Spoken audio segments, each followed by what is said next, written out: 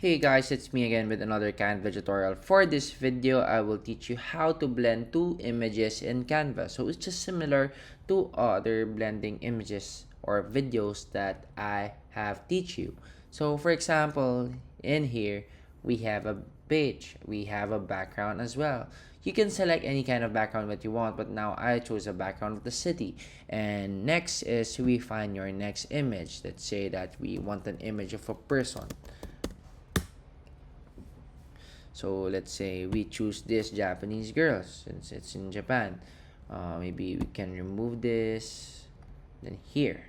Then what we're gonna do is we go to templates.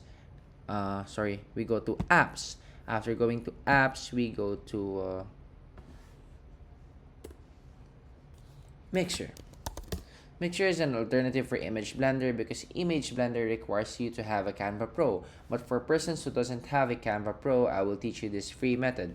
So we'll just check or press on Image Mixer. Then mix the selected image. So you can see here that the image is blending. So we can just push the strength. The mix size is maybe here. The strength of the so it's here, so we can click on save. As you can see, the images blends with the other image.